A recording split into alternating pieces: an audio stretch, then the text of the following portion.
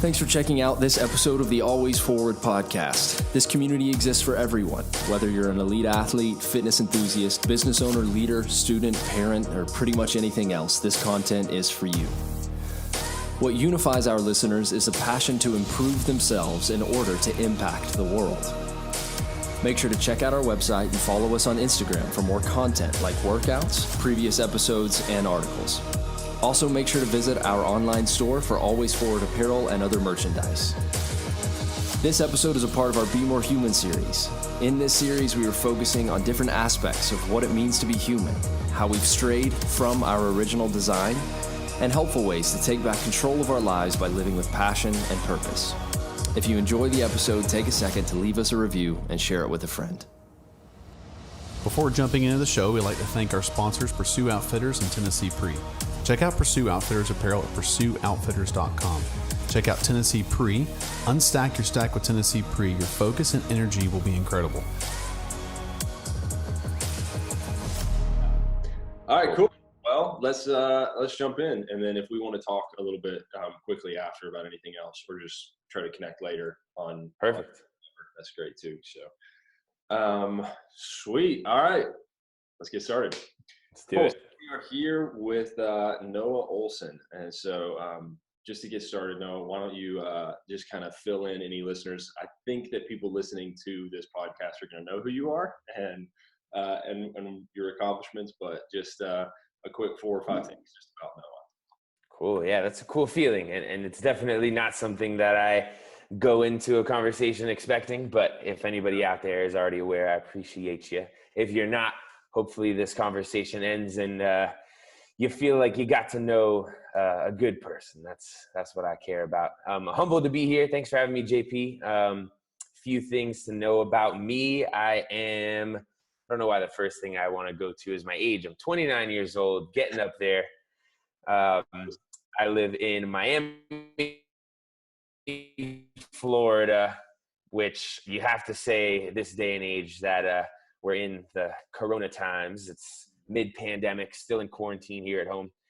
Getting ready for the CrossFit Games, which are maybe going to happen, maybe not, in about a month and a half. So it's a weird world, but I'm glad that we get to connect virtually. That's kind of one of the benefits of all this stuff going on.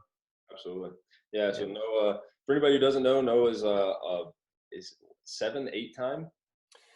If the games happen this year, it would be my 7th consecutive CrossFit Games. So 7-time hopeful, 7-time CrossFit Games competitor. Got second last year, and I had the opportunity to connect with Noah, and honestly, kind of just stumble into getting connected whenever we were down in Miami back in February for Waterpalooza. So Scooter, co-owner of the gym and one of our coaches, was competing down at Waterpalooza. So I was down there with him, got to connect with Noah at Peak 360, which is a gym he trains at. And it was a really cool experience. So with this whole concept of just kind of be more human, I think that like few hour period that I was at Peak 360 with kind of your community, Noah, and getting connected with a few people in your community just around the Miami scene and Waterpalooza. I feel like I met some of the best human beings that I've ever awesome. Kind of in that time. And so just extremely authentic, genuine people who clearly operate with like a different perspective, like they walk around like with their eyes open to how they can impact, how they can kind of influence and help, regardless of whether or not they have hundreds of thousands of followers or if they're just like a normal Miami dude. Yeah.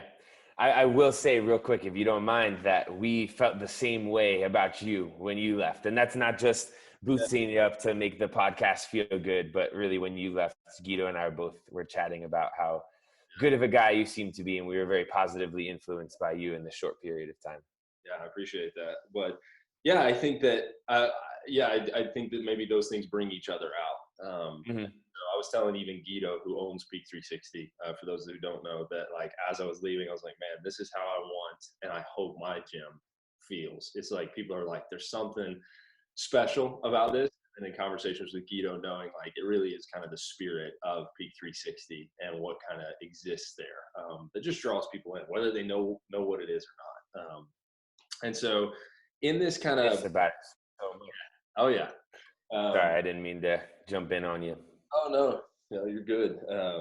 And so yeah, like in this concept and in this pursuit of being more human, ultimately what we're trying to focus on during this series is the fact that like it seems as if general population in like at least Western culture has kind of we've kind of kicked to the curb like our original design of what it means to be uniquely human, and we're just kind of going through the motions, right? Like I've explained this a couple different times to people that it felt like months ago, whenever I knew that there were some red flags for me personally, that I started to make some different decisions, take some time to evaluate those things. And it literally felt like I got like unplugged from the matrix. Like I was plugged into the system and then like somebody unplugged it. And I was like, whoa, what have I been doing? And it's just this idea of kind of taking back our humanity and being uniquely human, living into what that means. And I would say that my interactions with you, even just kind of interactions virtually, of a sense, and then just kind of the whole Peak 360 Miami community down there, are people who are living really well into their humanity. Like, and so I just want to pick your brain and hope that maybe in this conversation, just kind of free flowing through it, that people will be encouraged in that same way that I was, because there are a lot of days that like I can recall that experience and go like, I want to create that, or I want to live into that the same way. And so That's wild. It's interesting to me that something that was so impactful and profound to you, to me was, and I don't mean this disrespectfully at all, and it's maybe the way I'm about to say it is not exactly the way I'm thinking of it, but to me it was just a normal day, meaning that I woke up that day and I went into the gym just to go hang out, and I knew people were going to be dropping in because Wadapalooza had just ended. And so I just, something that was a simple everyday thing of going across the street to the gym for me ended up being this moment for you that you recall. And that just makes me think, man, there are so many moments that happen in our lives that we may not realize that could be these big special moments for other people, even though maybe we don't realize it for ourselves. And that also makes me think of Michael Jordan. I just started watching The Last Dance, finally. Me too. Yeah, because it was finally on Netflix. So, and he talked about one, and I don't know the exact quote, but he says something about how if he's going to perform every night, because if there's one kid who went and it was the first game that he ever saw Michael Jordan play, Michael Jordan wanted that kid to remember him as the greatest and not to have an off night there when that kid's like, oh, Michael Jordan's not that good. And so that just makes me think of that same thing. Like, go out there every day and be special, be impactful, be positive, because you never know when that is going to impact somebody. Yeah, I think that's huge, man. And I would love to, I guess, kind of get into that. I kind of have a note on that. And so, like I said, I've got some notes, but just free flowing, I think is better. But that line in Last Dance, I remember stuck out to me as well. It was like the narrator was quoting Michael Jordan on him saying that he knew that every night it was somebody's first time in the crowd watching him play. Yeah. Which is, I mean, just super compelling and motivating. Absolutely. When you try to take that off of the biggest stage and put it into just everyday life, that like it's always the thing is always more than the thing, you know, like right. It can be. Sometimes it's not, and sometimes it can be. You know, it can be huge. But you can say one thing to one person that changes their life, and to you, you didn't even realize it. Yeah, absolutely. Yeah, for sure. So, so I think like just digging into this a little bit, I think on that point, I would love to know how you kind of operate with that sense of selfless success. And so kind of the same concept for you of, you even posted it yesterday on Instagram, I'm not entirely sure what I'm training for. And so as I read that, I mean, it totally makes sense to me that like practically you're not quite sure if you're training for the actual CrossFit Games or not. Right. When I read that and go like, dude, Noah is training for so many bigger things than just the CrossFit Games. And I don't actually know how many followers you're at right now.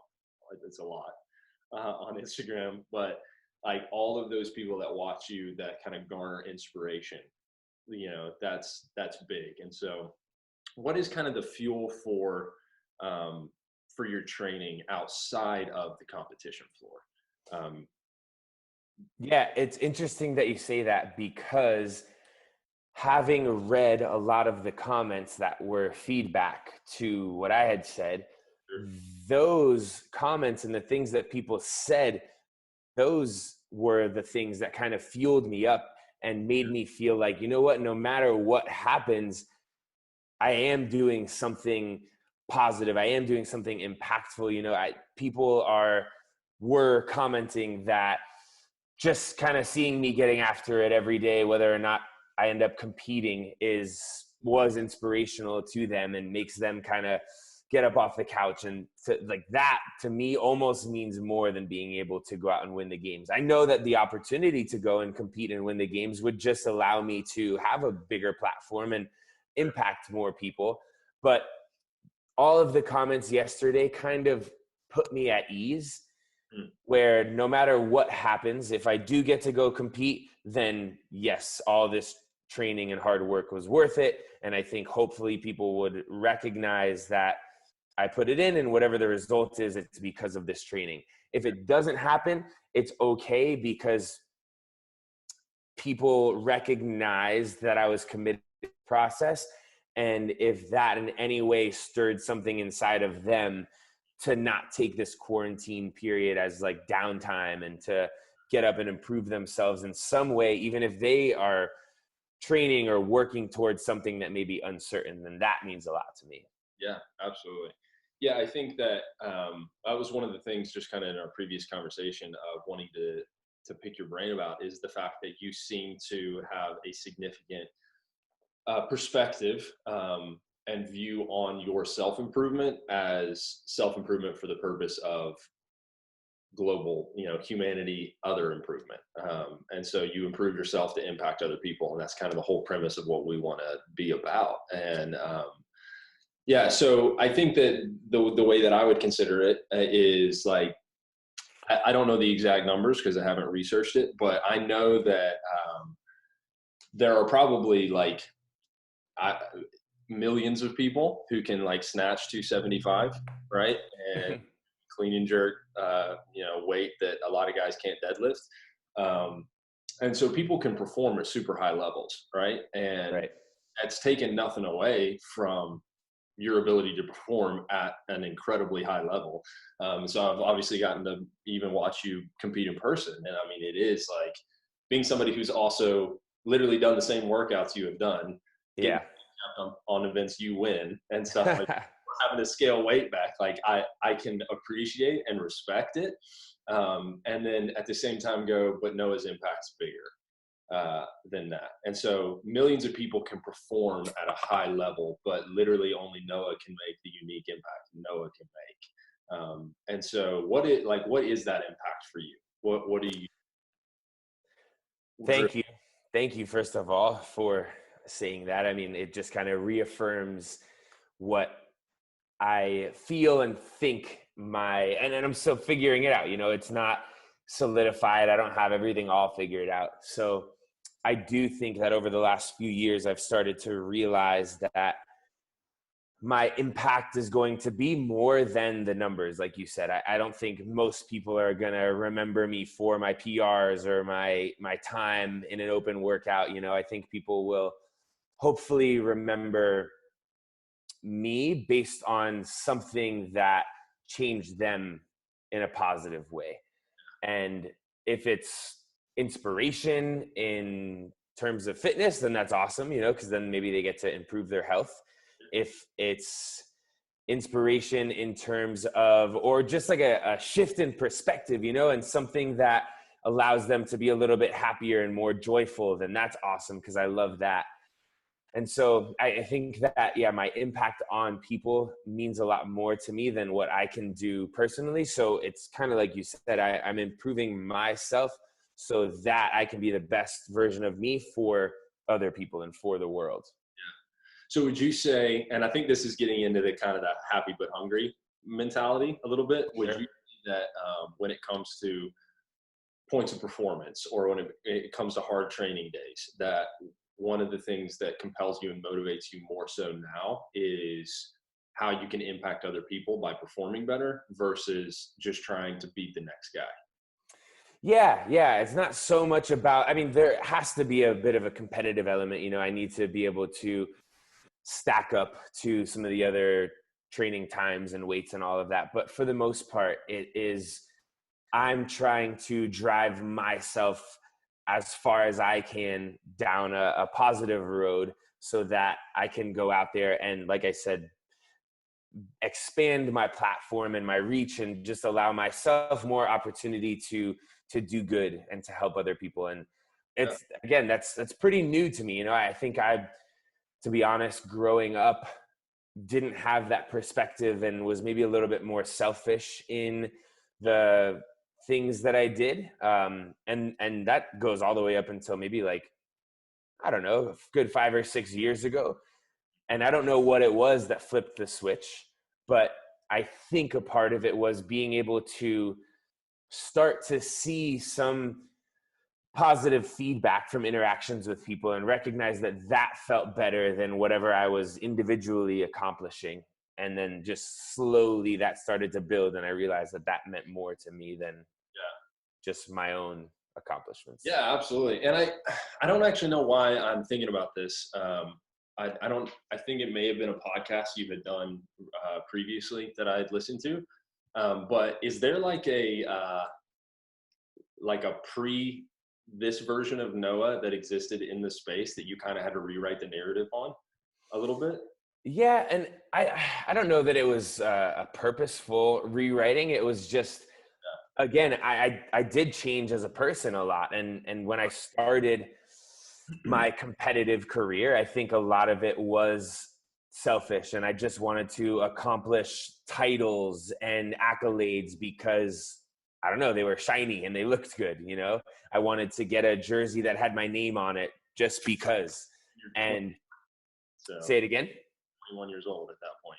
Yeah, right. I did start right around 2021. And so once I did finally get that stuff, I realized that it wasn't all that it was chalked up to be. You know, it was cool to have the jersey, but after I wore the jersey for the weekend, I put it in my closet and I never touched it again. And I was like, all right, that doesn't mean that much. What does mean a lot is the way that I get to interact with people, my mood and attitude, and the friends and relationships that I've built. Like, that stuff lasts a lot longer than a t-shirt in the closet. Yeah, for sure. Absolutely. Yeah. So moving into a little bit of the happy but hungry mentality. I think that was a big piece for me. And I think that I am not a naturally optimistic person. You seem so.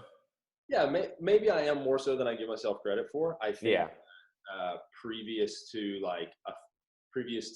middle of last year, when I started to kind of have that come out of the whatever I was in experience, a big part of that for me, that red flag, was how kind of cynical or jaded I had become, even just about myself. And so the happy but hungry mentality for me fits perfectly like where I had felt a pretty serious conviction of contentment. You know, I think that's what it means to me, is a sense of being content in all things, yet at the same time working from that place, you know, going after things from a place of contentment. And so for you, what's kind of the driving factor for you in that? What does the phrase mean to you? I obviously, like, after Miami, got it tattooed on. So cool. Yeah. So for you, what is it? You know, when you think about the phrase, what does that mean? How does that kind of integrate itself into day-to-day life for you? Yeah, it's cool that it can mean so many different things to so many different people as well. I had a friend of mine who runs a company called Dope Bottle, and they're all about sustainability, and they're creating these reusable water bottles so that plastic doesn't make its way into the ocean. Long story short. And he interpreted happy but hungry as a mode for sustainability, because that's what they're all about. And in the sense that if you're pursuing something that is taxing on you, right? That's like the hungry part. You're getting after something, you're working hard, you're grinding, but the happiness and the enjoying that process allows it to be sustainable and allows you to do it for longer. Because if you're lacking one of those elements, right? If you don't have the happiness and you're just grinding along and you're just hungry, eventually you're probably going to break, because you're going to realize that it's not pleasurable and you're not getting anything back from it. And then it's kind of on the opposite side of things. If you're just happy all the time, then you do end up most likely being too content. If you're just satisfied with the way everything is going, then you're just going to sit back and enjoy that. And that's probably not going to last forever. And you're going to end up in a pretty sad place. So sustainability, balance, happiness, it can mean so many different things. To me, it was a way of showing my coach that I could train with that attitude, because we had a conversation about CrossFit being difficult and needing to kind of be a little bit angry sometimes when you're going to that dark place in training. And that's just not the way I operate.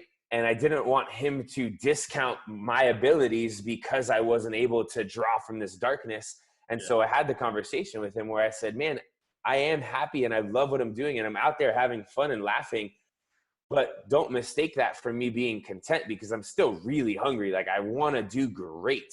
I want to be excellent.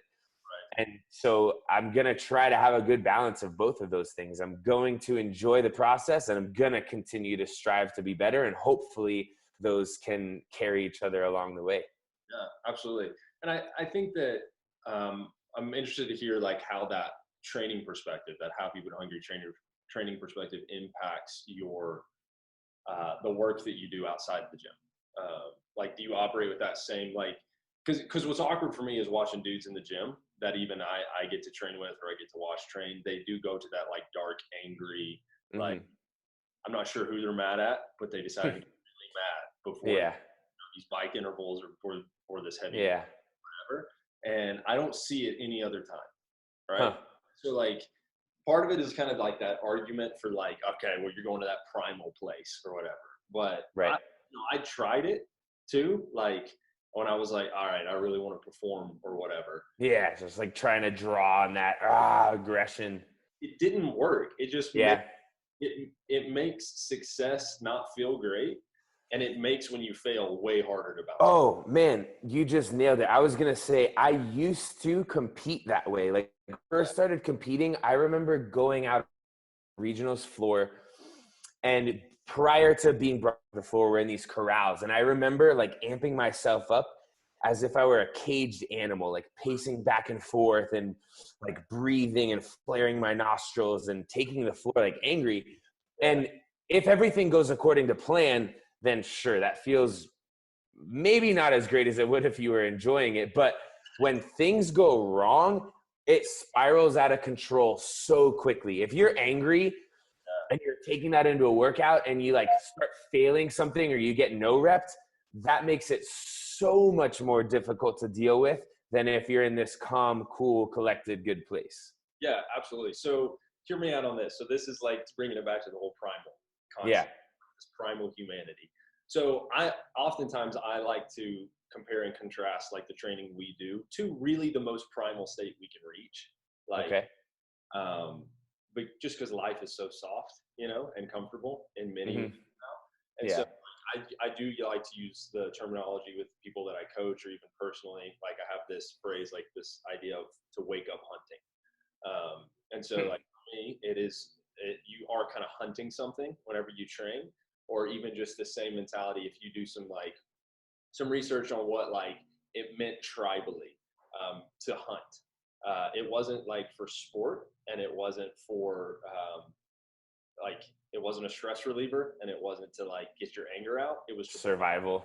Yeah, it was survival and provision at that point. Yeah. So like, to compare you previous to an event on the competition floor to kind of like a primal human being going out to hunt for what they need to survive, I guarantee you they weren't like flaring their nostrils and getting angry or whatever. Like, it's a much more clear-headed approach to, I have to do this because this is what literally I was created to do. And if I don't, I won't be able to provide. If I don't, I won't impact. If I don't, I won't be able to support. And so I know it's a hard connection to make, but it's just that idea of, for you, it's CrossFit, right? But for so many people, it's not. So when they go hunting, how awkward is it to hunt that thing with that sense of like anger and like, Yeah. and so like to It's know a cool analogy. you would approach that your job, literally CrossFit is your job. So Right. You approach it from that perspective of happiness and humility, but also that like sense of hunger that causes you to be able to enjoy it, I think is huge. Yeah. So how do you take that off the competition floor? So like most people listening to this, most people following you on Instagram, most of like your fans, supporters, all that, they don't have the opportunity to operate with the happy but hungry mentality necessarily on the competition floor. Right. So I imagine that it's the same way that you don't flare your nostrils and like pound your chest before a competition event. You probably don't deal with hard things at home that way either. Like, Yeah. you know, or do other work that way. So how do you take? Yeah, I think that it can translate into a lot of different areas of life. Hopefully, just the general concept of happy but hungry, and then I can kind of go into a little bit more minutia. Is that the right word? Minute details on it. But yeah, the ability to, again, sustainability was a great word. When my friend Max kind of introduced that to me, I was like, that does fit perfectly, because if you're at work every day and you're just grinding along doing something that you don't enjoy because you have to get the paycheck, that's only going to last so long. Eventually you're going to start looking for another job or acting out in a way that's going to maybe get you fired from your job. Who knows? So I think being able to find something that you love to do so that you can appease the happy aspect of the phrase. But then when you're doing that thing, also trying to exhibit your best qualities, you know, like to do things well. There's a difference between doing something well and just doing it to do it. So I think being able to marry the two is really helpful if you're at a job, if you're, I don't know, I'm looking out back right now and there's like yard work that we have to do.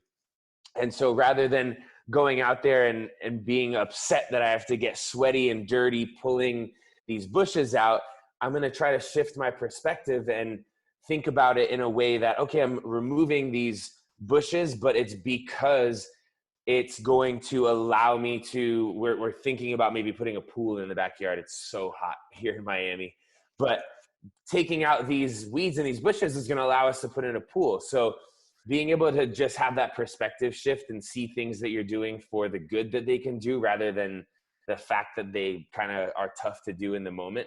Yeah, no, obviously like it's a very specific example to you, but I think like just that concept of like the yard work makes space for the good things. Yeah.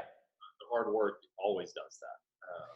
So that's cool. One thing that I would love to touch on that, I don't know, is just a thought that I have had recently, and maybe talking about it will help to draw it out in a more formal way. But you mentioned kind of the world that we live in being a little bit soft relative to what it maybe used to be. And I agree. And I don't know that that's a bad thing or a good thing. You know, we do live in these comfortable homes. We've got air conditioning and soft beds.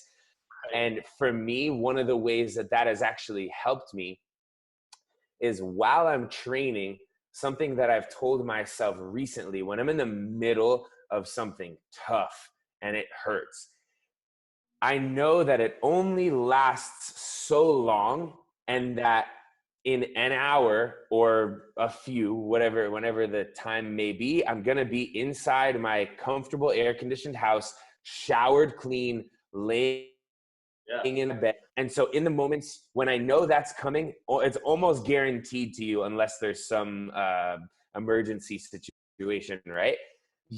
To be able to dig a little bit deeper while I'm training, because I know that I've got this softness and I don't want to always live in that softness. I do enjoy it at times, But if I spent 100% of my time there, I know that I wouldn't feel good. So if I can dig as deep as I can when I'm in it, so that I can really enjoy the softness that I'm going to be given later, that is something that has helped me push a little bit harder in training. Yeah, absolutely. I think for me, that comparative like phrase that I think through often is like suffer well in order to rest well, Mm-hmm. or like suffer well in order to celebrate well. And Yeah, I like that. I think, Like earn your rest day almost. yeah, absolutely. And I think that is a really helpful perspective, because I think we can look around and see the world the way that it is right now, see kind of our, level of humanity to where it's at right now, and just kind of be disappointed in it. And I don't think that's never really the helpful approach. I think that it's always been about leaning into the really like beautiful parts of life that help fuel the difficult parts.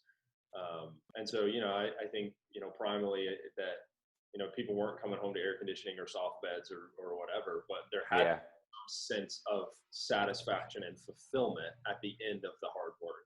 Because if it's just hard work for the sake of it, if it's just suffering for the sake of suffering, then at some point that kind of foundation is going to crumble. Like it's going to. Yeah, I don't think that'll keep you going. Yeah, I would imagine not. And I think that yesterday I was just clicking through Instagram and follow a CrossFitter who is probably regionals level. And I don't think he's ever had the opportunity to compete, but he's probably regionals level CrossFitter in terms of ability. And he posted like, here are my key motivations for why I train. And dude, I was just like sad reading. It was like, this guy laughed at me one time while doing cleans, and I bet he's the one laughing now, or I'd be the one laughing now. And it's just like, man, like that makes me sad for you that that's your motivation. Yeah.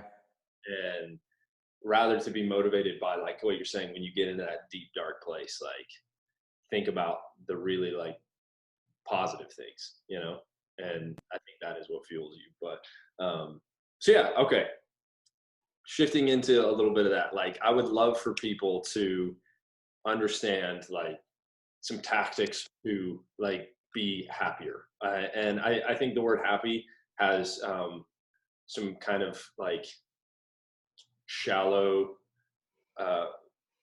ideas and concepts connected to it. And so like for me, like the word is much more related around joy. What we're actually talking about is this kind of like abundance of an existence of joy regardless of the circumstance. And joy is what impacts, for sure. Would you say that there's a difference in the definition between joy and happiness? I should have looked that up at some point, but I'm not entirely sure. I think ultimately that there is, and I definitely think culturally that there's a difference. Happiness, I think, so often is connected to what you can acquire versus joy being something that just exists. Okay. So like that distinction. Yeah, like happiness is, did you hit the lift or not? And if you did, you're happy. If you didn't, you're not. Joy is more your perspective of, I'm happy to do this, and I'm motivated out of that place of joy to perform well. So I guess that would be my perspective. Yeah, that's cool. I like that.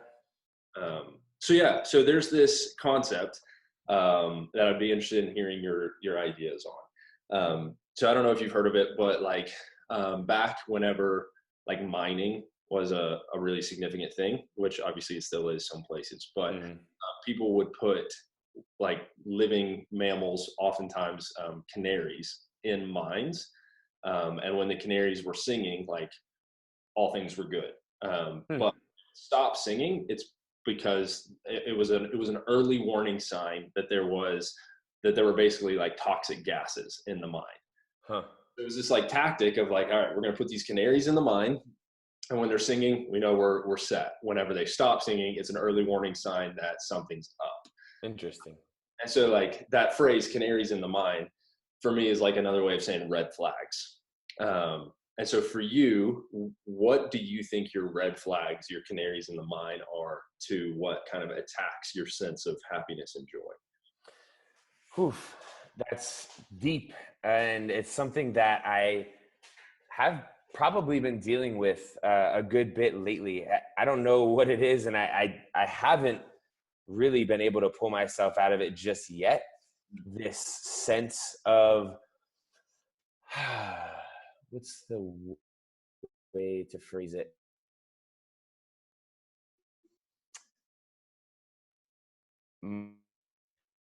I had the easy sense of joy. You know, I would wake up and I would be excited about life and happy, or I guess I don't now I'm thinking about the difference in the word, but excited to go and train, to interact with people, to just all of the opportunities. I saw like life as an opportunity to go out and do these awesome things. And it's not that that's not the case anymore, but it just came really easy to me and was very natural. And I don't know what that was. I think I was just like in a groove, in a good place. You know, I'd had some good things happen. I was in a beautiful home with my beautiful fiance and my happy, healthy dog.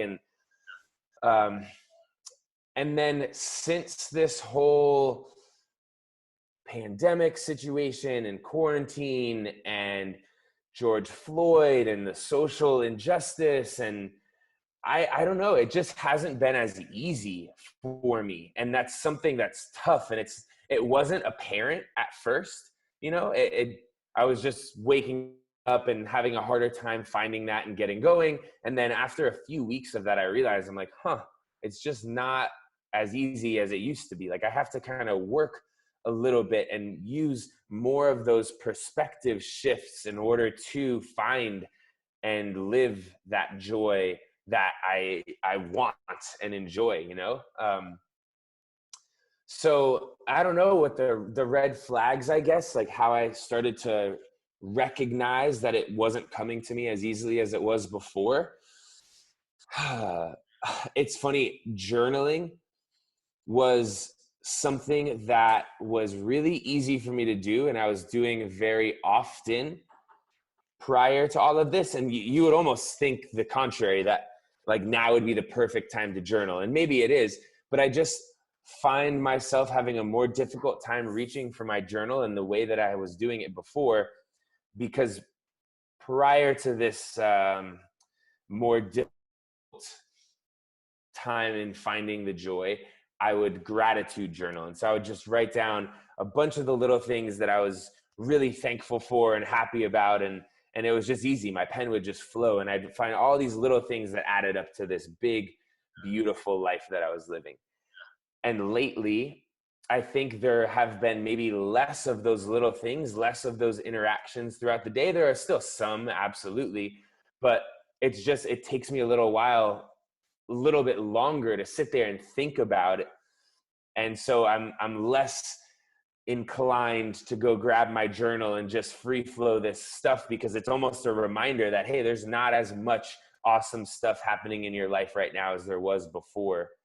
And so that was kind of maybe a red flag, is like, dang, I haven't journaled in like 2 or 3 weeks. And then I would sit down to journal and I'd find myself stuck and like so that was something for me that maybe is not relatable to everybody else, because I don't know if everyone journals. But it's got to be human interaction as a big part of it. You know, I obviously get to interact with Joanne every day, and then our small little quarantine crew. But prior to being in this quarantine situation, I was at the gym every day, and there were go in, and like we talked about earlier, I really enjoy having a positive impact on. I was able to walk into the gym and smile and go high five everybody and have like a couple good conversations, and see that I was able to bring a little bit of light into that room. That made me brighten up even more. And so now, not having that opportunity to fulfill that, it's been tough. And I think I'm lacking a little bit of. So maybe, I guess from what I'm hearing there, is like one of the primary things that really like fuels your pursuit of continuing in whatever you're doing, and what kind of fuels your fire in a sense, and then what kind of just fulfills you personally is your ability to like see the impact you're making.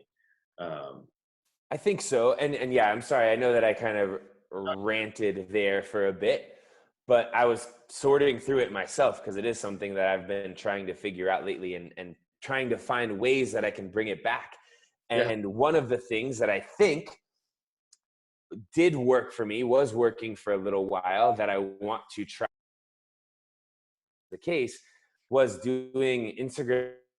I know that sounds silly. Oh yeah. Friend.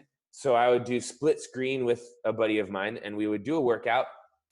There I'm getting the interaction with one other person, but then also being able to go through and have in-person conversations with people in the comments section. That was interaction that I was having outside of my home a few times a week. And when I don't know what to call it, but the current situation and the Black Lives Matter movement was kind of at its peak, I felt pretty guilty just going online and doing a workout, maybe ignorant to the fact that everything else is happening in the world. And the first couple days that I did it, I would address what was going on in some way and try to make it relevant to what I was doing. But it always just felt a little off to me. I felt like I shouldn't be doing this right now. I should be doing something else. And so I stopped, and I haven't done the live workouts in maybe a month. But because I realized that it was something that I was enjoying a lot, because, as you just said, I could see the positive impact that it was having on people based on what they were saying to me in the comments and how much they were enjoying the workouts. I want to try to bring it back because it's good for them, which feels good for me. Yeah, I think one of the things that and this may be awkward, like for you to know that like you are used as an example in, I think, lots of conversations, certainly some of the people, just because, in my sphere of owning an affiliate, of coaching athletes, of all that, like those who do it really well are referred to often, Cool. Thank you.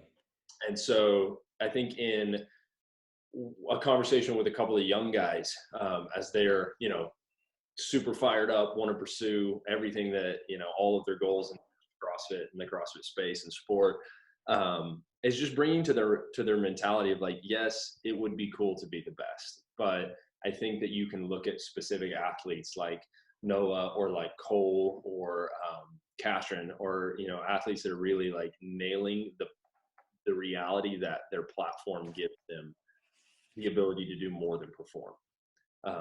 And I think that when I watch you interact with the community, even like virtually on Instagram and such, it's obvious that it isn't this like narcissistic celebrity mentality of give to me, like praise me, yeah, or whatever. Definitely not. And this is really, I guess, shifting into the thing I want to hear from you most about. I think you have a particularly special ability to humanize people, meaning like you don't see like just a grayscale demographic of followers or fans. I think you operate with the clarity of this conversation is with another human being. This conversation is with somebody who has a mind, a body, and a soul. And so, which is very unique because in celebrity culture, which I mean, you just are, D-list. Yeah. In celebrity culture, man, it really is odd to me because we like worship celebrities rather than with your celebrity influence, your status, you kind of flip the script on that and go, all right, no, I can do more with it than I can take with it. Yeah.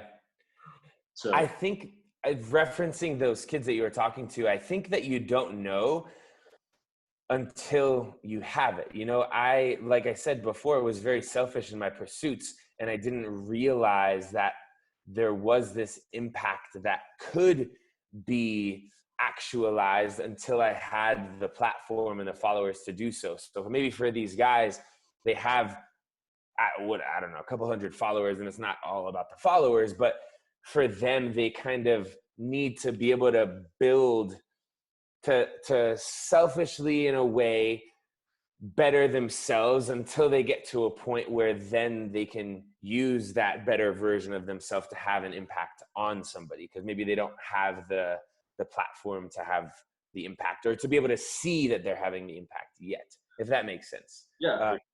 And so all that to say that it took a while for me to see that I was able to have an impact on people. And then when I did finally realize that I was in a place to do so,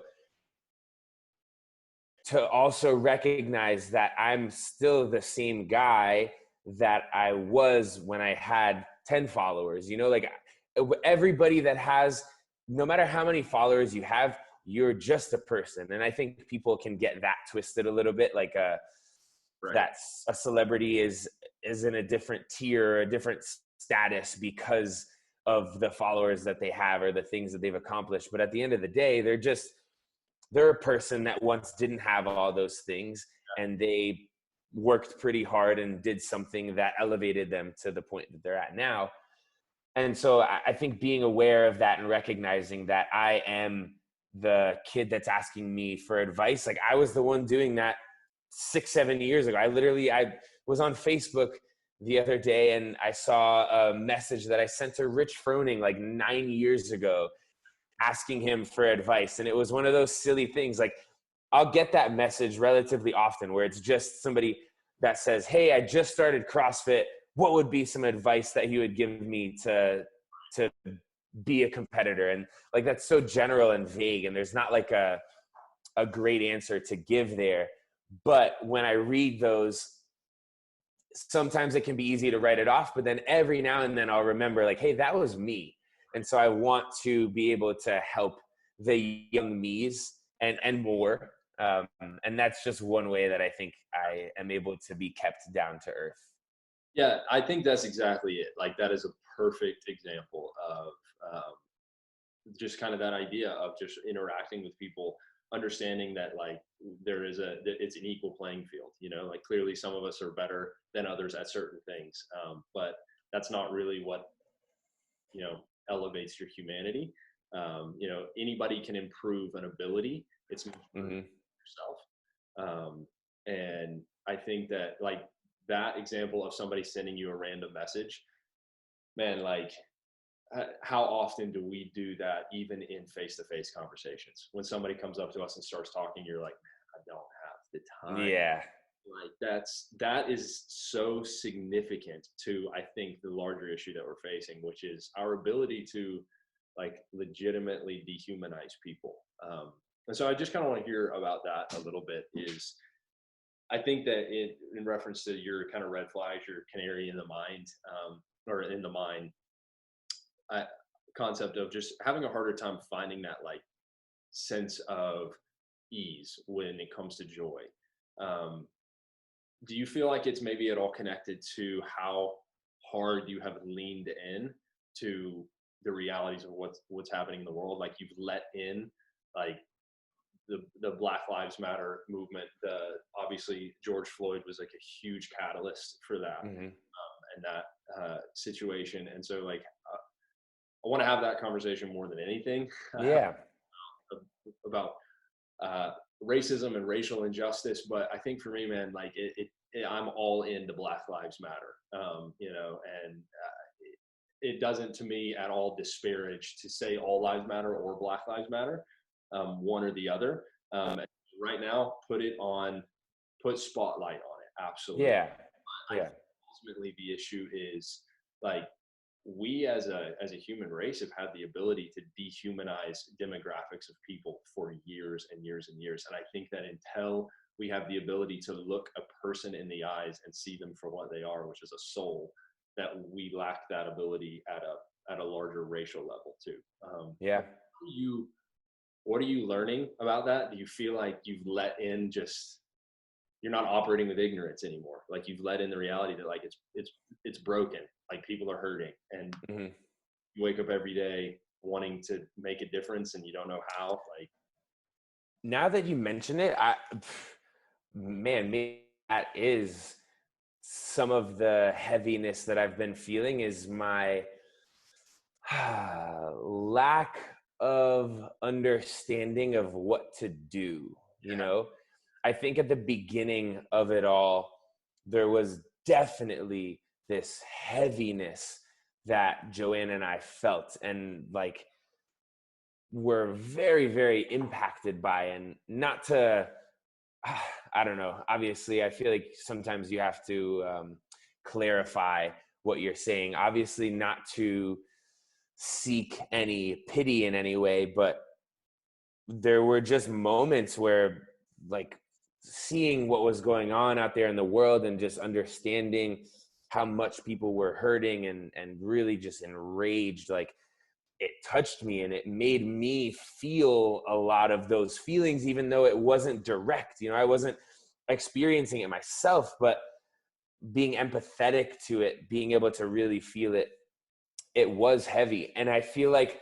some of that, like, deeply emotional, angry, sad negativity has faded a little bit. I hate to admit that, in a way. It's good to get rid of some of that, but to be able to say that that's not as strong as it was before, I almost feel guilty. But as time goes on, or as time has gone on, I think waking up every day and maybe not seeing it all over Instagram or all over the news, but still knowing that it's going on out there, and knowing that, like, I don't know, I just have wanted to find, I've done little things, I'm not going to list the little things that I have done to try to make that situation better, but I want to do more, and I want to daily be able to do something that's going to have a positive impact on that group of people that need help and need love and want to be, like you said, just humanized and seen the same way that everybody else is seen. So to wake up every day and not be able to know what to do to help somebody that you want to help so badly, I think potentially could be what is making it hard for me to find that joy that was so easy to find before. Yeah. And I think that from a personal, actionable perspective, that makes a ton of sense. Like, just feeling helpless in a sense. Yeah. And then in another sense, taking it away from anything personal and just knowing, dude, you opened your eyes to the fact that the world is just maybe more broken than we realized. Mm-hmm. Because I think that's where I was at with it. And I'm so frustrated with myself that it took what it took to start. Right. And I would say I've always cared. Right. But I think I casually and conveniently just chose to think it was a non-issue. Right. It's an issue. Yeah. Like, it definitely is. And so there is that personal sense of helplessness of going, what do we do? What do we do? Mm-hmm. And I don't know how to make the impact. I don't know how to elevate them out of that situation. But I think it's also just a huge worldview and perspective shift. So I just wonder how much of it is just you now wake up every day and it's not this, the Miami vibes of butterflies and rainbows and whatever. Yeah. Wake up every day and it's like, sheesh, like the world is broken, man. And I don't want to succumb to that though, because I know that. Right. I know that that's not forever. I recognize that is the case, but I want to also be hopeful. I don't want everybody to wake up and think sheesh, and then that's it. And then we live in this dark, dreary world. I would love for us to be able to pursue ways to make it better. And that's what I want to try to do. I think that's where the helplessness maybe comes from. And it's not complete helplessness to the point where I'm giving up. It's like this racking my brain helplessness. Like, all right, what can I do? I tried this yesterday and maybe that didn't do anything. Or I ideated a lot of stuff yesterday, but didn't actually actionably do anything. And I think that there are things that I'm going to be able to figure out and do to help. And I don't want people listening to this to just be like, these guys are useless. They're not doing anything. They care and so what, but that's not helping. There are definitely things that I'm going to try to implement that are going to help. Because like you, I'm very much committed to trying to make the world a better place for everybody. Right. So I don't know. I hope something clicks and I figure something out. Maybe it's a bunch of small things that you look back on eventually that added up to a lot. Maybe it's one bright idea that does make a big impact. I like that because that's more tangible. Like you can see that and feel that more when you do something big. But I think the little things matter too. Yeah, for sure. Yeah, I would say that there's like a kid's book called What If Everybody Did? And it's just like pictures of the whole concept is if one person does this, cool. But if everybody does it, imagine what would happen. And it's mostly painted in It's like, crazy. yeah, it's mostly painted like a negative light of like one of the pictures is, all right, if one person tracks through a house with muddy shoes, like that's easy to get. But if everybody did it, and then the picture is there's like mud on the Filthy. Yeah. and so yeah, I think like to give a sense of hope, man, what are like a couple of things that it doesn't have to be like the ways that Noah solves racism, you know, like what are ways that you live purposefully every day to and that you would say, man, if everybody did this, like I think we Yeah. Yeah. Man, it's so tough now too. And I don't want to use this as an excuse, but because we are in quarantine, I feel limited in what I'm able to physically do. And I'm a very manual labor type of person. You know, it's what I do every day is work with my body. And so to not be able to get out there, like I wanted to go participate in the protest because that was like, I could put my feet on the ground and be there physically doing something. I don't necessarily know exactly what I was doing, but it felt like I was doing something, standing up for people, you know? Right. And so now that is a little bit more limited because of us kind of being quarantined at home, the answer is different than maybe it would have been in a situation where it was just normal life and you're out there every day interacting with people. Because I feel like if that was the case, then it could be really small and simple, or that could be a piece of it, is literally going out of your way to consciously be kind and social and talkative to everybody, you know, not just the people you're friends with, but people that you don't know and people of all skin colors, ages, all of that stuff. Like little conversations can go a long way. So I think being able to do that in person is awesome once that's available to us again. And so a virtual means of doing so, yeah, it's tough because I think there's also potentially a fine line between like highlighting, for example, one thing that I thought that maybe I could do, and I still don't know if this is a great idea, but those live workouts that I was doing, I thought, you know, what if every week I try to pair up with a athlete that is a person of color, and it's a different person of color that I can highlight on my platform, give people the opportunity to get to know them better, myself, hear their stories, learn from them. And I think that could potentially be something that is seen in a good light, but then that could also be looked at strangely, you know, like the white guy that's just purposely trying to link up with a bunch of black guys and girls. Like, I don't know. It's so sensitive out there that I don't know what's right and borderline wrong. Yeah, absolutely. And I think that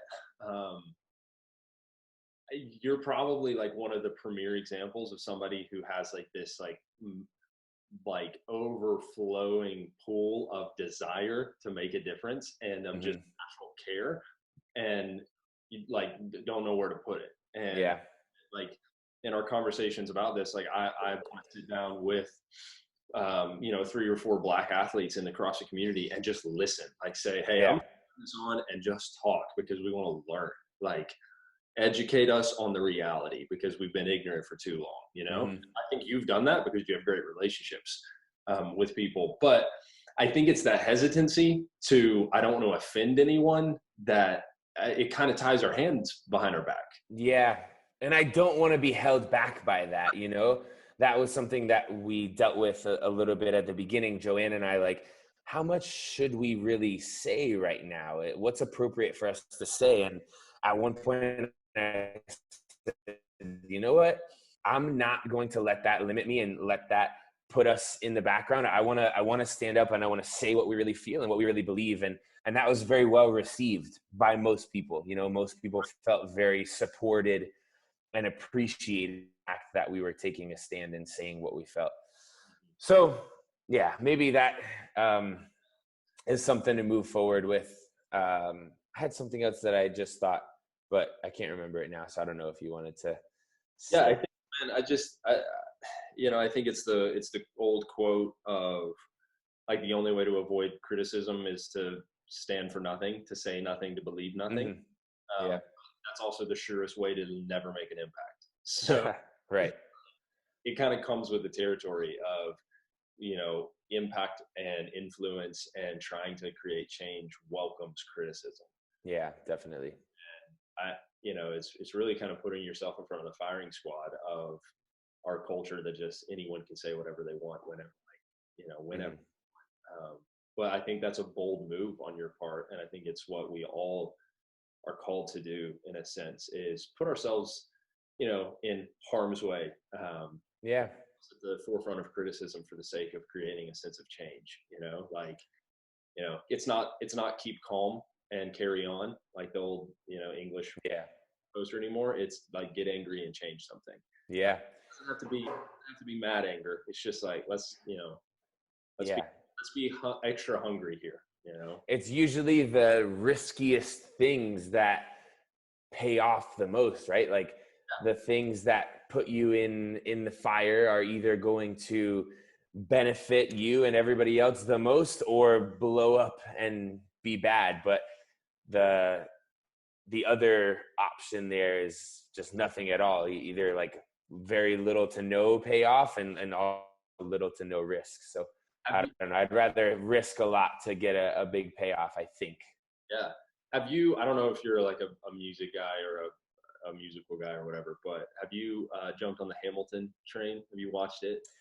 No, I haven't yet, but I actually really would like to. A friend of mine watched it recently and said it was really good, and then it kind of addresses some of the current issues. So I would love to watch it. It does, and it does so like in a really beautifully like indirect way. And so, first of all, like the cast is like completely like multi-racial, and the guy that plays George Washington is an African American, and it's like you don't even care. You don't really. It's awesome. Cool. So there's that sense. It's also one of the most creative things I've ever seen. So it's really, nice. But there's a character in it who's obviously a historical character. His name's Aaron Burr. And his whole phrase behind this guy's like political aspirations, his personal aspirations, the whole phrase that he lives by is talk less, smile more, don't let them know what you're against or what you're for. And that is the like summary of weak leadership. And I think and that's exactly, it's like, what are you doing then? And I mean, that's the whole idea is like, bro, stand for something. Yeah. And so I think that ultimately, like, I see you wrestle with that, and I see like so much of the world wrestling with that. But I think people are inspired by your willingness to make sure people know what you're against and make sure people know what you're for. I think that you doing that at your level, putting yourself in front of criticism, is what motivates me at my level, what motivates people in our gym at their level, what motivates all of us to say, like, cool. We would step up to the plate and just say, this is wrong. Yeah, right. I think it's as simple as that. Sometimes people just need it to be said to know where you stand. I talking to a few people about the whole CrossFit situation, when they hadn't really directly addressed anything for a while, a few people were like, it's so simple. All they have to do is say the sentence and we're good. You don't have to do much more. If you do more, great. That's better. But at least say it so that we know that you care. Right. So. Yeah, absolutely. Yeah. And I think that's the CrossFit culture red flag or canary in the mine. Is like, bro, why aren't you saying something? Because that reveals a deeper issue of bad culture, bad leadership, narcissism, or whatever, Yeah. And hopefully that all changes here in the near future, but I think it's awesome. Yeah, man. How it's panning out, but yeah. Well, Oh man, I obviously appreciate the time and the conversation. I think that people are motivated highly by your influence, and I think what's cool is you don't have everything figured out, like the actionable steps behind how to do Yeah. things.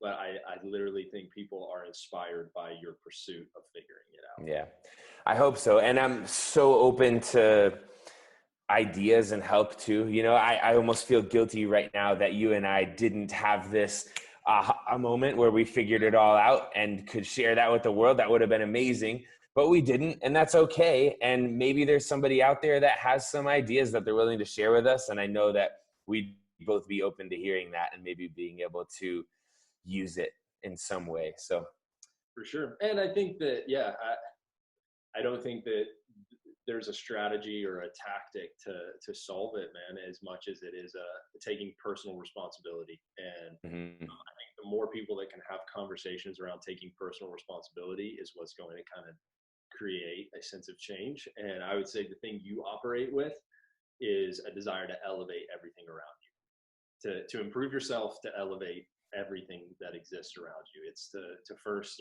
create a sense of like elevating life for Joanne and what you guys have at home, and then it's elevating your peak community and yeah, just try to make everything better. yeah. And I think that when you do that from a place of genuine, like heartfelt desire for other people, like that is rewarded. And so, yeah, I think that what you do is huge, and your impact is big, but this whole kind of vision is just having conversations with people that help normal 9-to-5 day-to-day people, or weekend warrior CrossFitters, or CrossFitters that are losing 100 pounds in our gym, or the lady who's trying to just do her first box jump. Learn what it means to be like, to make an impact, and to live on purpose. Yeah. Conversations are just helpful sometimes, and sometimes it's all we can do is have those. I agree. I think that's the basis of it all too. Like I was kind of trying to say earlier, no matter how big your platform is, just a conversation that you have with somebody can be so impactful. So people shouldn't be discouraged by the fact that they are just them, maybe don't have a big following. Like you can have a huge impact. Tying back into the first thing we talked about, you never know the one thing that you may say to somebody that could change their world. So, yeah. And anybody can say it at any point in time.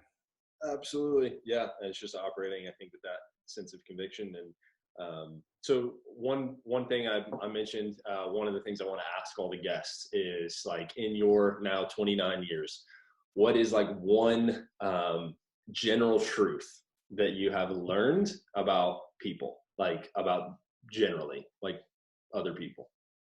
I thought about this a bit. I'm glad that you gave me a bit of time to ponder it. And I didn't really have an answer solidified until this morning, when a couple of my friends came over to use our little carport gym.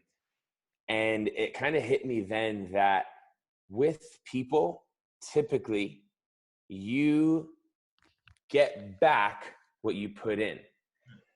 Yeah. So the amount of energy that you give them, the mood, and the vibe that you give off to somebody. If they walked up to my house, and if I came out all sleepy and grumpy and not talkative and just like, hey, and went back inside, then that would have been it. And neither of us would have really benefited from that. They probably would have almost maybe been a little bit bummed out starting their day, like, oh, I wonder what's wrong with him. But if I were to have gone out there and was like super happy and in a good mood and playful, like, what's up, guys? How's your morning been? What are you guys getting into today? The more that I put that into them, the more they would have given back to me. And it was the beginning of my day. So having gotten all of that from them would have been able to fuel me to now, like, go inside, be in a good mood, maybe make a phone call to somebody that I wouldn't have prior. So obviously that's not just with people, right? That applies to a lot of other things in life. Like, you're going to get out what you put in. And so if you put in a lot of good stuff and if you make that effort to put in the good, you're probably going to get a lot of good back. Yeah. It's always just kind of the idea of reciprocation, I guess. Yeah. That is really cool. I think I see that all the time, man, especially with people with like influence and leadership. When the leader walks in the room and like they bring the bad vibes, the whole leads, you know? Yeah. And I used to, you just made me think of like a coach at a gym, right? I'm sure you see that often. I would go in there and I'd be having a really bad day and not want to go coach and put on a show for 20 people. And I remember one time somebody told me, well, they're here for a happy hour. So you can't bring that out there to them. You got to fake it until you make it. And so the first couple of times I would just be like, all right, I'm going to like put on a little bit of a face. And within 5 to 10 minutes, me being this fake happy, I would get back a lot of this real happy. And then that would turn me into real happy. Right. Yeah. Which was motivated by your desire to impact other people. You know, you decided to shift focus off of yourself and onto other people, and then all of a sudden the whole environment changed, including you. Yeah, for sure. It's huge. It's really cool. So, all right, man. Well, obviously, I hope that what you're training for is the CrossFit Games. We get to do that again, and I would just continue to, you know, encourage you as well as everybody that's inspired by you or that's listening to this. That I remember really distinctly in 2018 when I got to volunteer at the CrossFit Games. So I was a scoring judge. And it was so clear that a really common theme that year was that like Noah was the people's champ. That's awesome, man. I love that. And so like that phrase was going around, just even like the stadium and like the whole grounds where the games were at Madison. It was going around Twitter. It was going around Instagram. They're like, Noah's the people's champ. Noah's the people's I didn't even know that. I love it. There's a reason for that, you know? And so continuing to be like the people's champ, and then hopeful that it's like the CrossFit champ as well. Yeah, that'd be nice. Take the best of both worlds. Yeah, absolutely. Continuing to merge those together. And for people to know, like, the same way that you're compelled to be the people's champ, like, so should we be in all of our efforts and what we do. So absolutely. Yeah, man, I appreciate the time, and just keep us updated on how we can help. And obviously, if you guys want to go follow Noah, if you don't follow him now, he's on Instagram, and you on Twitter? Yeah, pretty much Instagram, just like reposts to Twitter and Facebook. Well, just give Noah a follow on Instagram. Post a lot of awesome content, as well as some helpful stuff if you're still training at home, if you're stuck at home, as well. And I know there's been a number of days where I haven't really wanted to work out, and the guys like Noah are compelling and motivating for me as well. So, man. Appreciate the time, dude. Any final thoughts, words, anything? Yeah, just thank you so much, JP. I'm excited for what you're doing, what you're putting out there in the world. I think, again, like we just said, you're putting a lot of good stuff out there, and I hope a lot of good stuff comes back to you. Keep moving always forward, my brother. Sweet, dude. I appreciate it. I will, we'll stop the recording there. We'll catch up later. Boom.